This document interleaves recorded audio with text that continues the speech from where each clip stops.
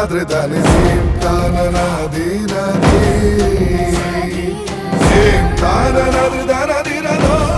crafted traditional collections. Siren 3 by Chungat Jewelry. വിദേശ നിർമ്മിത കണ്ണടകൾ 250 രൂപ മുതൽ 1 വർഷത്തെ വാറന്റിയോടെ. ഇനി കണ്ണു തുറക്കാം കാഴ്ചയുടെ പുതിയ ലോകത്തേക്ക്. Idimannikkal edge opticals, opposite little flower hospital, Angamaly. Edassery jewellery, Kalady. ഏറ്റവും കുറഞ്ഞ പണിക്കൂലിയിൽ ലൈറ്റ് വെയ്റ്റ് 916 സ്വർണ്ണാഭരണങ്ങൾ ലഭിക്കുന്ന കാലടിയിലെ ജനപ്രിയ ജ്വല്ലറി ഇടശ്ശേരി ജ്വല്ലറി, കാലടി. ലോക്സഭാ തെരഞ്ഞെടുപ്പ് പ്രചരണം അന്തിമഘട്ടത്തിലേക്ക്.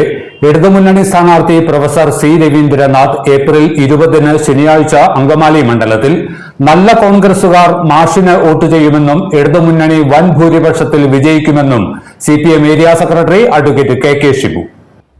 ലോക്സഭാ തെരഞ്ഞെടുപ്പ് പ്രചരണം അവസാനിക്കാൻ ഇനി 8 ദിവസം മാത്രം. തെരഞ്ഞെടുപ്പ് തീയതി പ്രഖ്യാപിക്കും മുൻപേ ആദ്യം പ്രചരണം ആരംഭിച്ചത് LDF സ്ഥാനാർത്ഥി പ്രൊഫസർ സി രവീന്ദ്രനാഥ്. പ്രചരണം അവസാന ഘട്ടത്തിലേക്ക് നീങ്ങുമ്പോഴും മുൻപിൽ രവീന്ദ്രൻ മാഷ് തന്നെ. വെള്ളവസ്ത്രം ധരിച്ച നേതാക്കൾക്ക് നടുവിൽ കളർ ഷർട്ട് ധരിച്ച് മിന്നിത്തിളങ്ങിയാണ് മാഷിന്റെ വരവ്. പുഞ്ചിരി മായാത്ത മുഖവുമായി ഊർജ്ജസ്വലതയോടെയുള്ള മാഷിന്റെ മാസ് എൻട്രി കാണുമ്പോൾ പ്രവർത്തകരിലും ആവേശം. പ്രൊഫസർ സി രവീന്ദ്രനാഥ് എന്ന അധ്യാപകനെ, പൊതുപ്രവർത്തകനെ, മുൻ മന്ത്രിയെ ആർക്കും പരിചയപ്പെടുത്തേണ്ട കാര്യമില്ല എന്നത് LDF പ്രവർത്തകരുടെ ജോലിഭാരം കുറച്ചു. തെരഞ്ഞെടുപ്പ് പ്രചരണ രംഗത്ത് രവീന്ദ്രൻ മാഷിനുള്ള ദീർഘകാല പരിചയ സമ്പത്തും LDFന് തുണയായി. കേരള ശാസ്ത്ര സാഹിത്യ പരിഷത്ത്, ആസൂത്രണ ബോർഡ്, ജനകീയാസൂത്രണ പദ്ധതി, സാക്ഷരതാ പ്രസ്ഥാനം, സ്വാശ്രയ സമിതി തുടങ്ങി പ്രൊഫസർ സി രവീന്ദ്രനാഥ് കയ്യൊപ്പ് ചാർത്താത്ത മേഖലകളില്ല. കൊടകര നിയോജക മണ്ഡലത്തിലെ അവസാന MLAയും മണ്ഡലം പുതുക്കാടായി മാറിയപ്പോൾ ആദ്യ MLAയും രവീന്ദ്രൻ മാഷായിരുന്നു. 14ാം കേരള നിയമസഭയിൽ മാഷ് വിദ്യാഭ്യാസ വകുപ്പ് മന്ത്രിയുമായി. മരണശയ്യയിലായിരുന്ന പൊതുവിദ്യാഭ്യാസ മേഖലയ്ക്ക് പുനരുജ്ജീവനത്തിന്റെ കോളിംഗ് ബെൽ മുഴക്കിയ മന്ത്രിയായിരുന്നു രവീന്ദ്രനാഥ്. അതിനാൽ തന്നെ രവീന്ദ്രൻ മാഷിനെ ജയിപ്പിക്കാൻ ചാലക്കുടിക്കാർക്ക് രണ്ടാമതൊന്ന് ആലോചിക്കേണ്ടി വരില്ലെന്ന് CPM Angamaly area secretary advocate K Shibu പറയുന്നു. ഇടതുപക്ഷ ജനാധിപത്യ മുന്നണി സ്ഥാനാർത്ഥി പ്രൊഫസർ സി രവീന്ദ്രനാഥിൻ്റെ തെരഞ്ഞെടുപ്പ് പ്രചരണ പ്രവർത്തനങ്ങൾ വളരെ നല്ല രീതിയിൽ തന്നെ മുന്നോട്ട് പോയിക്കൊണ്ടിരിക്കുകയാണ്. ഇനി ഏതാനും ദിവസങ്ങൾ മാത്രമാണ് തെരഞ്ഞെടുപ്പിന് വേണ്ടി അവശേഷിച്ചിട്ടുള്ളത്. ഈ സമയത്തിനുള്ളിലുള്ള പ്രവർത്തനം പരിശോധിക്കുമ്പോൾ വളരെ നല്ല ഭൂരിപക്ഷത്തോടു കൂടി പ്രൊഫസർ രവീന്ദ്രൻ സാറ് ജയിക്കുമെന്നാണ് ഞങ്ങളെല്ലാം പ്രതീക്ഷിക്കുന്നത്.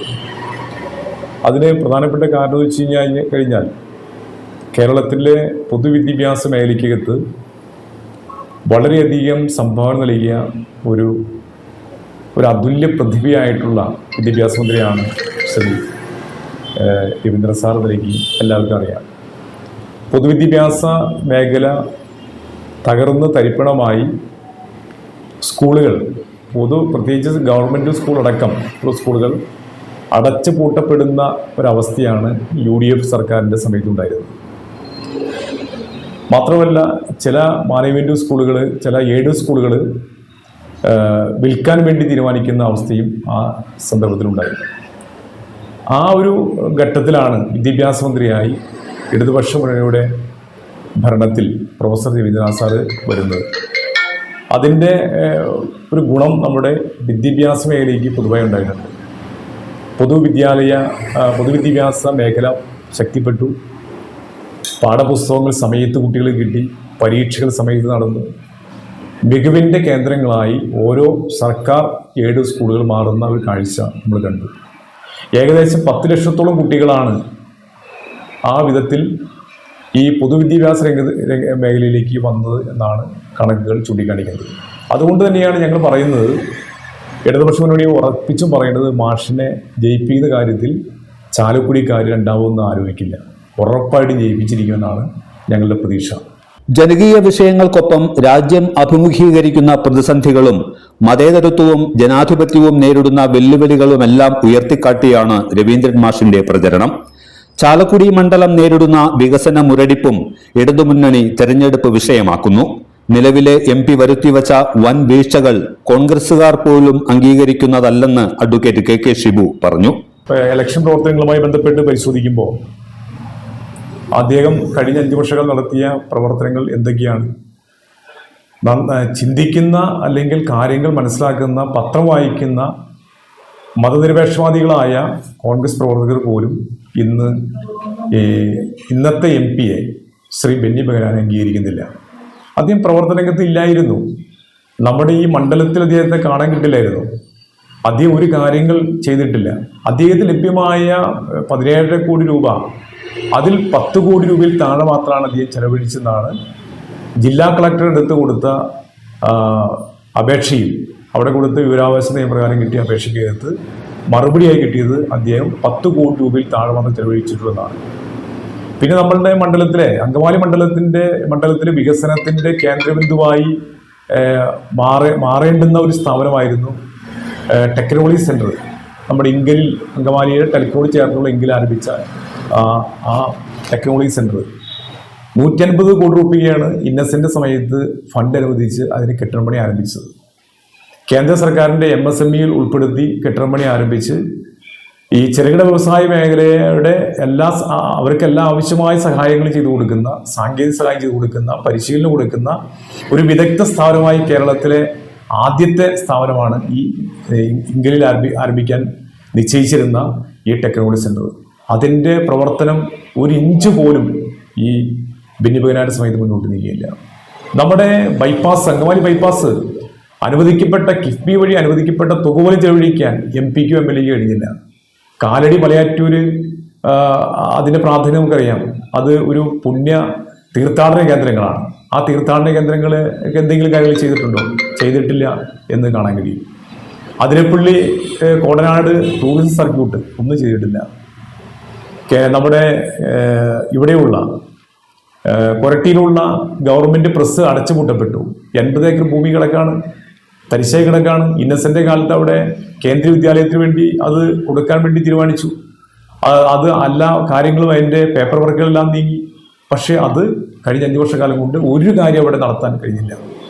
ചാലക്കുടിയിലെ, അതോടൊപ്പം തന്നെ രാഘവൻ തിരുവൽപ്പാടിൻ്റെ നാമധേയത്തിൽ ആരംഭിച്ച ആയുഷ് ആശുപത്രി, അത് പകുതി പണി കഴിഞ്ഞ് കിടക്കാണ്, അത് പൂർത്തീകരിക്കപ്പെട്ടിട്ടില്ല.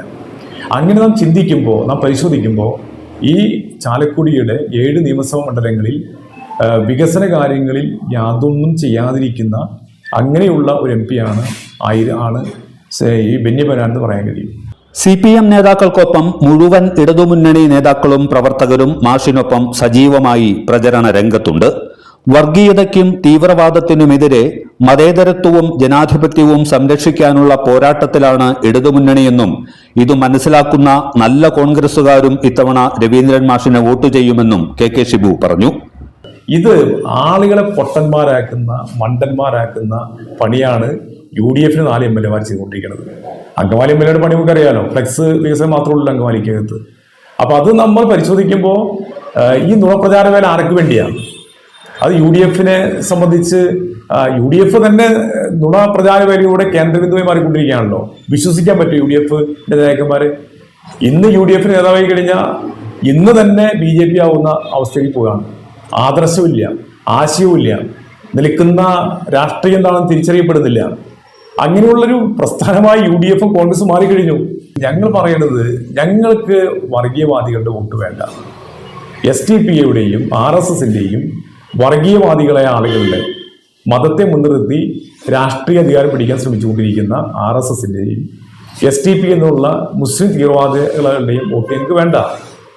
മതനിരപേക്ഷ വിശ്വസിക്കുന്ന, ഇപ്പൊ BJP ഇന്നലെ എന്നുള്ളതുകൊണ്ട് മതനിരപേക്ഷത പുലർത്തി അത് മനസ്സിലാക്കി തിരിച്ചു വന്ന ആളുകൾ ആ സമൂഹത്തിലുണ്ടാവും, വിഭാഗത്തിലുണ്ടാവും.